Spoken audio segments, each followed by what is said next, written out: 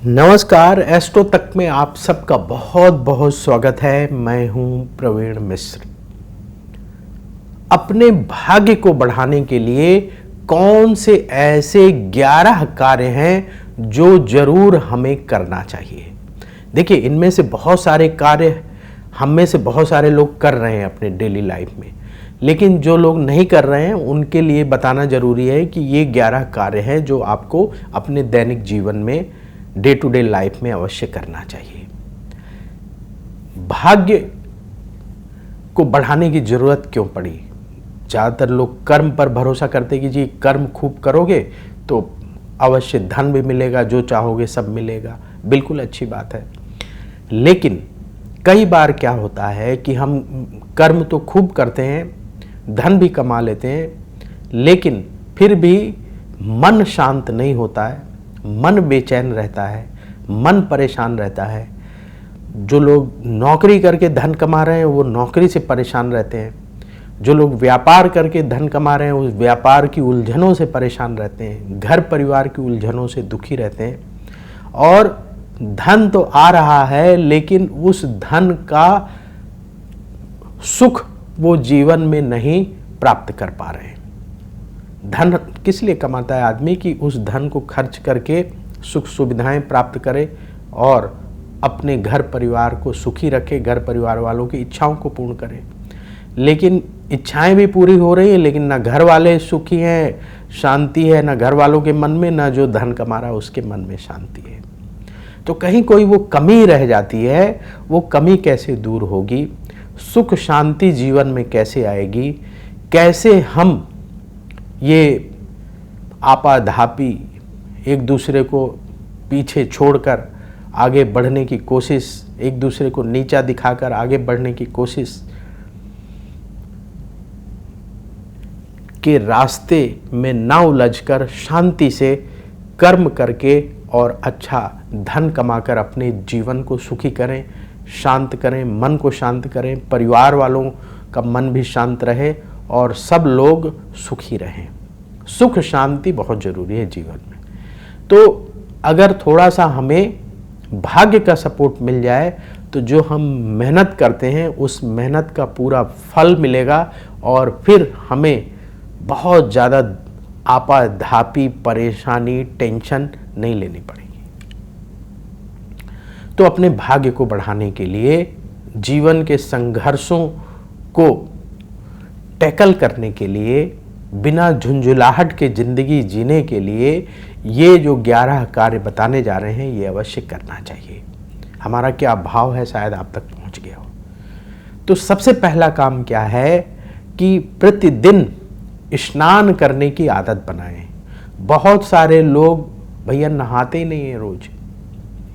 तो पहला कार्य ये है कि प्रतिदिन स्नान करने की आदत बनाएं और अपने माथे पर तिलक अवश्य लगाएं। जैसा तिलक आपको पसंद है वैसा लगाइए। अब यहाँ कुछ लोगों को ये दिक्कत है कि भैया वो हम जहाँ काम करते हैं, जहाँ जॉब करते हैं या बिजनेस करते हैं वहाँ तिलक लगा के जाना अच्छा नहीं माना जाता। तो आप परेशान मत होइए। आप क्या करें कि गंगा जल रख लें अपने घर के मंदिर में और गंगा जल से तिलक कर लें। तो गंगा जल से तिलक करेंगे तो वो किसी को दिखाई नहीं देगा, लेकिन वो तिलक लग जाएगा और उसका प्रभाव दिन भर रहेगा। तो जैसा भी तिलक आप लगाना चाहते हैं, बिंदी रखना चाहते हैं, बिंदी आप जैसा भी लगाना चाहते हैं, त्रिपुंड लगाना चाहते हैं, जो आपकी इच्छा है, जैसा आपका मार्गदर्शन है उस हिसाब से आप तिलक माथे पर अवश्य लगाएं। तिलक नहीं दिखाना है तो गंगा जल से तिलक कर लीजिए। इससे क्या होगा कि जैसे ही आप अपने माथे में तिलक लगाएंगे एक पवित्रता का भाव आपके मन तक पहुंचेगा। पॉजिटिविटी वहीं से जनरेट हो जाएगी। जब आप तिलक लगाते हैं ना, आपने खुद महसूस किया होगा। दूसरा महत्वपूर्ण कार्य, आप कितने भी व्यस्त क्यों ना रहते हों, आपने अपने घर में जो मंदिर बना रखा है वहाँ जा कर के थोड़ी सी पूजा अवश्य कर लें। यदि पूजा करने का समय नहीं बन पाता है आपसे, ज़्यादातर घर में जो महिलाएं होती हैं खूब पूजा करती हैं, लेकिन बहुत सारे पुरुष कहते जी हम बिजी हैं, बड़ा टेंशन है, काम है, नौकरी है, बिजनेस है, नहीं कर पाते। तो आप जा कर के वहाँ प्रणाम कर लीजिए और जिस देवी देवता को मानते हैं उसके मंत्र का 11 बार जाप कर लीजिए। कोई भी मंत्र, मान लीजिए आप शिव जी के भक्त हैं तो ओम नमः शिवाय, ओम नमः शिवाय, ओम नमः शिवाय, ओम नमः शिवाय, ओम नमः शिवाय, ओम नमः शिवाय, इस तरीके से 11 बार जाप कर लीजिए, प्रणाम करिए, फिर अपने काम पर चले जाइए। तो प्रतिदिन अपने घर के मंदिर में जाकर प्रणाम करना चाहिए, और अगर समय हो सके, मिल सके, तो प्रतिदिन पूजा करना चाहिए। नित्य कर्म अगर आपके अच्छे होंगे, भाग्य बढ़ेगा, संघर्ष घटेगा, उन्नति होगी, मन शांत रहेगा, टेंशन घटेगी, और आप जीवन में जो कुछ प्राप्त करना चाहते हैं उसको प्राप्त करने के लिए आत्मशक्ति, आत्मबल आपको मिलेगा। तो दूसरा कार्य आप क्या करेंगे कि अपने घर के मंदिर में थोड़ी सी पूजा कर लेंगे। तीसरा महत्वपूर्ण कार्य, आप प्रतिदिन तांबे के लोटे में जल भर करके भगवान सूर्य को अर्घ्य दें। कुछ लोग कहेंगे जी हम डेली नहीं दे सकते, तो जितने दिन संभव हो उतने दिन जल दें। और भगवान सूर्य का दिन कौन सा होता है? रविवार। तो रविवार के दिन अवश्य जल दें। रविवार के दिन तो बहुत सारे लोगों की छुट्टी होती है, अवकाश होता है, तो रविवार के दिन जल दे दें। और जितने दिन संभव हो सके तो तांबे के लोटे में जल भर करके भगवान सूर्य को अवश्य देना चाहिए, क्योंकि ज्योतिष के अनुसार जो भगवान सूर्य हैं वो आत्मा के कारक ग्रह माने जाते हैं। और अगर भगवान सूर्य की कृपा मिल जाए तो आपका आत्मबल मजबूत रहता है, आप जीवन में अच्छे डिसीजन ले पाते हैं। सारा खेल जिंदगी का डिसीजन मेकिंग का है। अगर आपने सही समय पर सही डिसीजन ले लिया, आप अच्छे रास्ते पर चले गए, उन्नति हो गई, सब इच्छाएं भी पूरी हुई और जीवन भी अच्छे से बीत गया। सही डिसीजन नहीं ले पाए, गलत मार्ग पर चले गए, सब कुछ खराब हो गया। तो आत्मबल बढ़े, कॉन्फिडेंस आपका अच्छा रहे, तो उसके लिए सबसे सरल उपाय है प्रतिदिन भगवान सूर्य को अर्घ्य दें। कभी कभी छूट जाए तो परेशान मत होइएगा, जितना संभव हो उतने दिन अवश्य अर्घ्य देना चाहिए। और जब कभी आप किसी पवित्र स्थान में जाएं, मान लीजिए कि आप हरिद्वार गए हैं या ऐसी जगह गए, ऋषिकेश गए हैं, या जहाँ गए हैं वहाँ कोई पवित्र नदी है, गंगा है, यमुना है, नर्मदा है, तो वहाँ सुबह स्नान करें और वहाँ अवश्य अर्घ्य दें, उससे भी बड़ा लाभ होता है। तो भगवान सूर्य को जितना संभव हो हमें हमेशा अर्घ्य देना चाहिए, भगवान सूर्य का पूजन करना चाहिए। और जो लोग थोड़ा सा समय निकाल पाएं तो अर्घ्य देने के बाद ओम घृणी सूर्याय नमः इस मंत्र का 108 बार जाप कर लें। 108 बार नहीं कर पाते हैं तो 11 बार जरूर कर लीजिए। अगली महत्वपूर्ण बात, हम सबको जीवन में क्या चाहिए? सुख चाहिए, लग्जरी चाहिए। अच्छा घर हो, अच्छी गाड़ी हो, अच्छे वस्त्र हों, परिवार के लोग सुखी हों, तो उसके लिए माँ लक्ष्मी की कृपा होनी चाहिए, तभी तो ये सब मिलेगा। तो एक आपको प्रयोग बताते हैं, ये प्रयोग करिएगा। बहुत सारे लोगों ने इस प्रयोग को किया, लाभ हुआ, तो ये प्रयोग हम सबको भी करना चाहिए। क्या करना चाहिए कि आप शुक्रवार के दिन माँ लक्ष्मी को इत्र चढ़ाएं। सुगंधित इत्र आता ना, एक बढ़िया क्वालिटी का इत्र ला करके रख लीजिए, रुई में थोड़ा सा इत्र डालें और शुक्रवार को माँ लक्ष्मी को चढ़ा दें। और आप इत्र का प्रयोग स्वयं भी करें। थोड़ा सा इत्र का प्रयोग चाहे तो प्रतिदिन कर लें, प्रतिदिन नहीं कर पा रहे हैं तो शुक्रवार के दिन जरूर इत्र का प्रयोग करें। इत्र के प्रयोग से शुक्र ग्रह अनुकूल होता है और माँ लक्ष्मी को इत्र अर्पित करेंगे तो माँ लक्ष्मी की कृपा तो आपको मिलेगी ही मिलेगी। और माँ लक्ष्मी की कृपा मिल जाए तो धन आएगा, सुख सुविधाएं प्राप्त होंगी। तो इत्र का प्रयोग करना शुरू करते हैं। अगली महत्वपूर्ण बात जो कि बहुत जरूरी है अपने घर को हमेशा साफ रखें, हमेशा। और सफाई का कोई टाइम नहीं होता। कुछ लोग कहते हैं जी सुबह साफ कर लिया, कुछ लोग कहते हैं जी शाम को साफ कर लिया। जब भी आपको घर गंदा दिखे आप घर को साफ करिए। वेट मत करिए कि अब सुबह करेंगे या शाम को करेंगे या दोपहर को। आपके घर में कभी भी गंदगी नहीं रहनी चाहिए। हमेशा घर को साफ रखें, घर का एक एक कोना साफ रखें। घर में कबाड़ ना इकट्ठे होने दें। कबाड़ क्या होता है? टूटे फूटे सामान, टूटे फूटे बर्तन, कोई भी कबाड़, जंग लगा हुआ सामान, अनुपयोगी सामान, खराब मशीनें, खराब चीज़ें। जैसे मान लीजिए आजकल क्या है, मोबाइल का ज़माना है, तो मोबाइल ख़राब हो जाते हैं, घर में पड़े रहते हैं। मत रखिए उनको, घर से हटाइए। ख़राब इलेक्ट्रॉनिक सामान घर से हटाइए। चार्जर हैं, वायर हैं जो ख़राब हो गए, उनको घर में मत रखिए, हटाइए उनको। घर में वही सामान रखें जो आपके लिए उपयोगी है। अनुपयोगी सामान जो आपके काम का नहीं है उसको घर से अवश्य हटा दीजिए।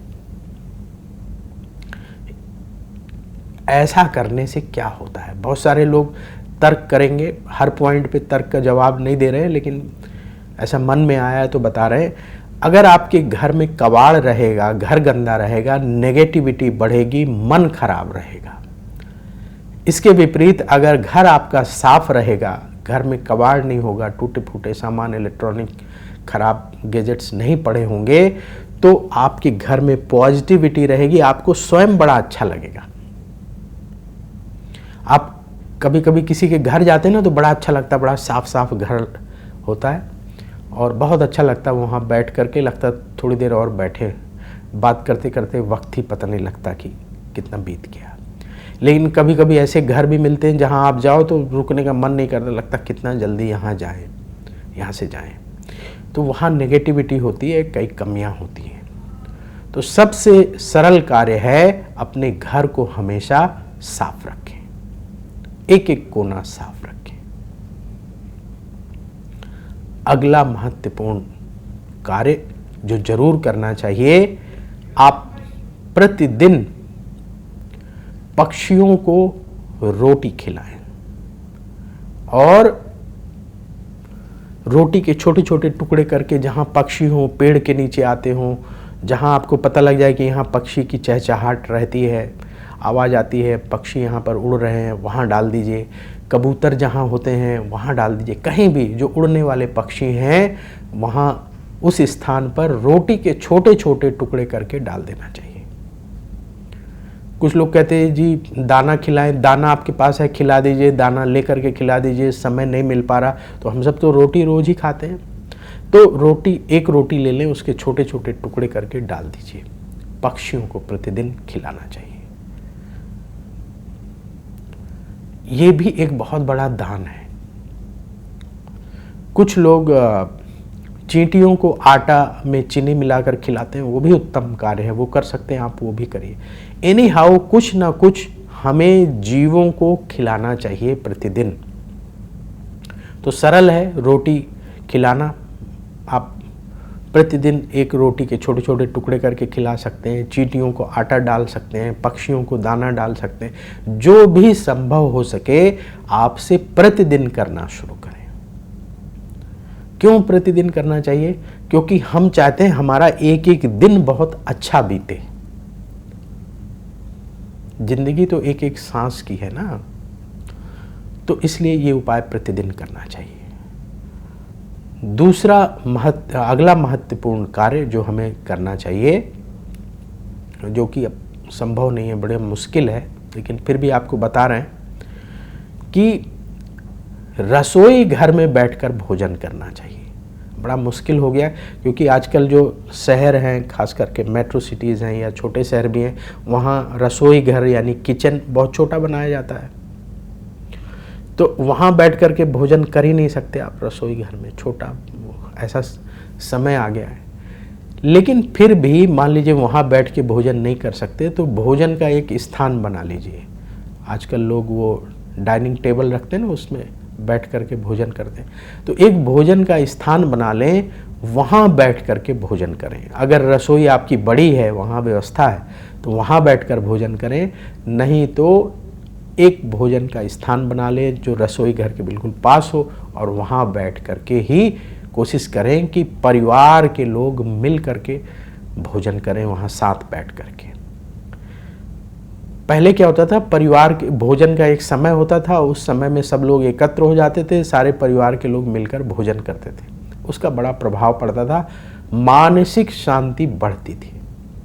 लेकिन अब सबका अलग अलग टाइम होता है, कोई जल्दी आ रहा, कोई देर से आ रहा, किसी को जल्दी भूख लग रही, किसी को देर से खाना है, तो उस चक्कर में सब गड़बड़ हो गया है। लेकिन कोशिश करें कि सप्ताह में कम से कम 1 या 2 दिन, जैसे रविवार का छुट्टी का दिन है, उस दिन परिवार के सभी लोग साथ बैठकर भोजन करें। और डेली संभव हो, प्रतिदिन संभव हो तो प्रतिदिन करें। एक स्थान तय कर लें कि यहीं बैठ करके भोजन करना है। आपको हम बताते हैं, जो लोग अपनी बेडरूम में भोजन करते हैं, जो लोग कहीं सोफा में बैठे हुए, अरे यहीं ला के दे दो, यहीं खा लेंगे, यहाँ खा लेंगे, तो वो उन स्थानों में बैठ करके जो लोग भोजन करते हैं, वहाँ राहु का प्रभाव ज़्यादा होता है, नेगेटिविटी बढ़ती है, मानसिक शांति नहीं मिलती। जो लोग अपनी बेडरूम में भोजन करते हैं उनको मानसिक शांति नहीं मिलेगी, या जो लोग कर रहे हैं वो बताएं कि कितनी उनको मानसिक शांति मिलती है, जो लोग बेडरूम में भोजन करते हैं। तो बेडरूम में भोजन ना करें, वो शयन कक्ष है, सोने का स्थान है, आपका स्लीपिंग प्लेस है, वहाँ आप सोइए। तो भोजन हमें रसोई घर में करना चाहिए। रसोई घर में व्यवस्था अगर संभव नहीं है तो रसोई घर के पास कोई जगह हो, वहाँ बैठ कर के भोजन करना चाहिए। बेडरूम में जो आपका शयन कक्ष है वहाँ बैठकर भोजन ना करें, और जो आपका वो लिविंग एरिया होता है ना, जहाँ सोफ़ा लगे होते हैं, वहाँ भी बैठ कर के भोजन करना उचित नहीं होता है। अगला जरूरी कार्य, कन्याओं का पूजन करते रहें। कन्या पूजन से माँ दुर्गा प्रसन्न होती हैं, माँ लक्ष्मी प्रसन्न होती हैं, सभी देवियाँ प्रसन्न होती हैं। जितनी देवियों के आप नाम जानते हैं, जितनी देवियों की आप पूजा करते हैं, वो सभी देवियाँ कन्या पूजन से प्रसन्न होती हैं। तो जो आपके घर परिवार में कन्याएं हैं, आस पड़ोस में कन्याएं हैं, उनका हमेशा आदर करें, उन्हें देवी रूप मान करके प्रणाम करें, मन ही मन प्रणाम कर लीजिए, जरूर नहीं कि हाथ जोड़कर प्रणाम करें, मन ही मन प्रणाम कर लीजिए। और हमेशा कन्या पूजन करना चाहिए। जिनके लिए संभव हो तो हर शुक्रवार के दिन कन्या पूजन करना चाहिए। यदि मान लीजिए कि हर शुक्रवार के दिन संभव नहीं है तो महीने में 1 बार कन्या पूजन करना चाहिए।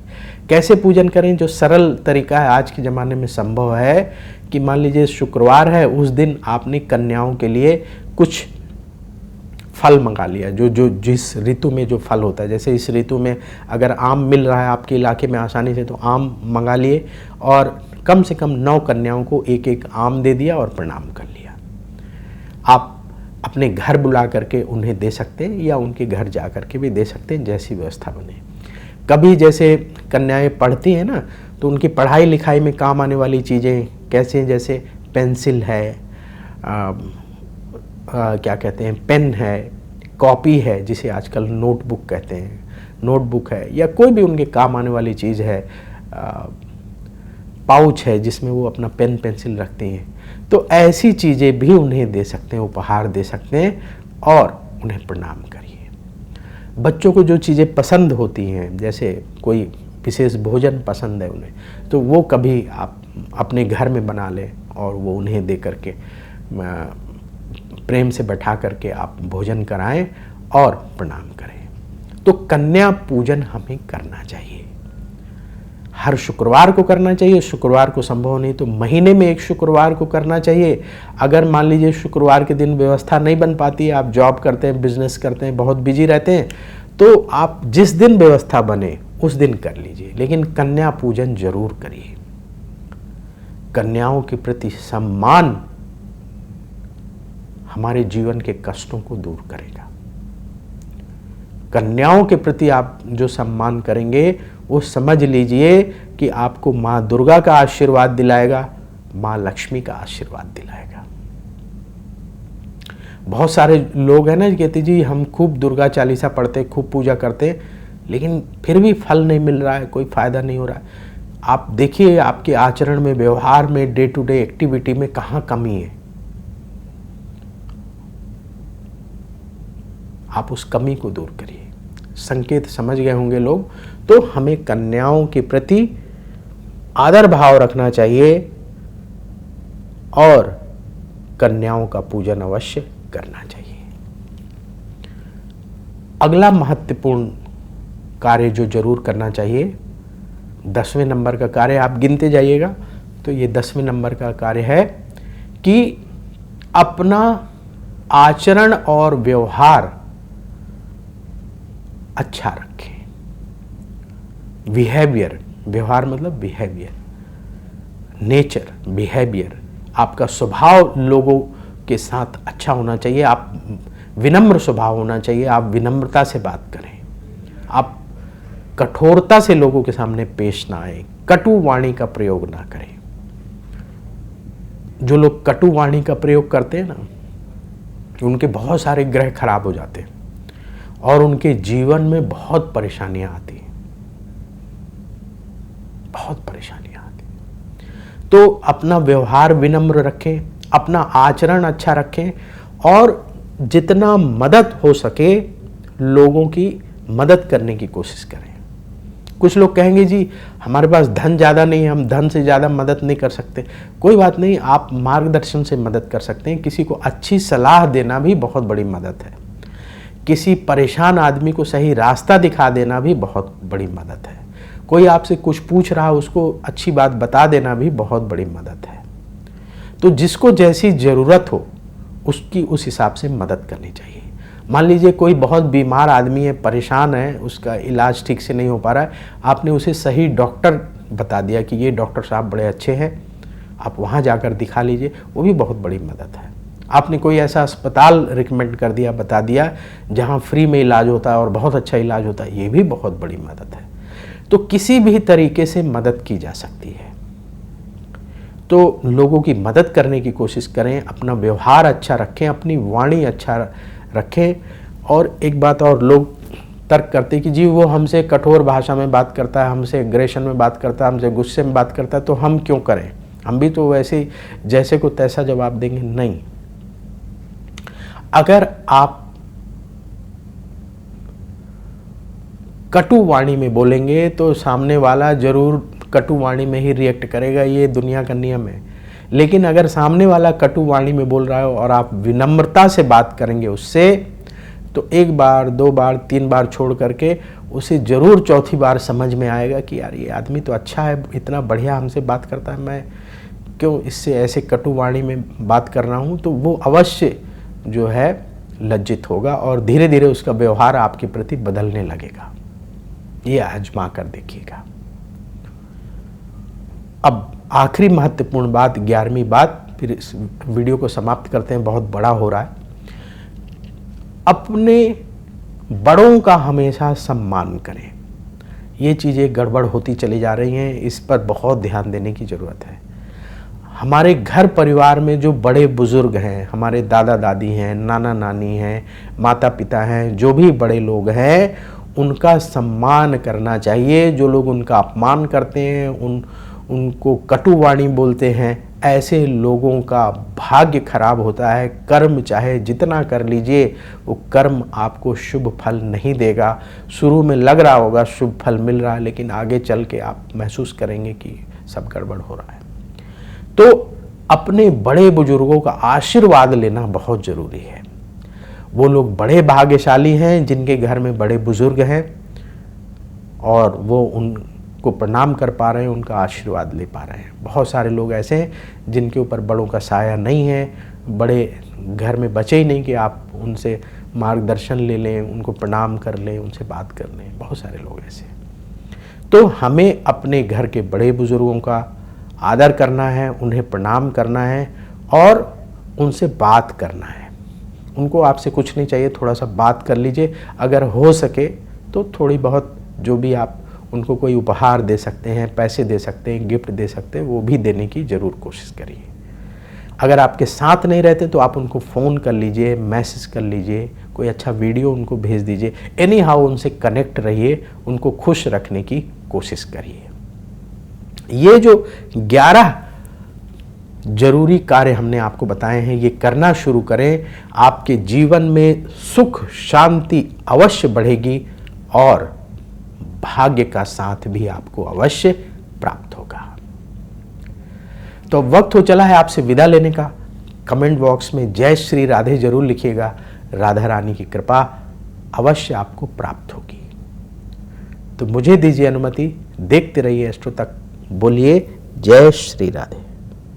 क्या कहती है आपकी राशि, कैसा होगा आपका दिन, क्या है आपके लिए शुभ रंग, कौन सा उपाय आपके बिगड़े काम बना देगा, पर्व और त्योहार मनाने से आपको क्या लाभ होगा, ग्रहों के बदलते गोचर कैसे आपकी किस्मत पर असर डालते हैं, अपनी किस्मत चमकाने के लिए आप क्या विशेष उपाय करें, ये सब जानने के लिए देखिए एस्ट्रो तक, सिर्फ एस्ट्रो तक, सिर्फ एस्ट्रो तक। नमस्कार।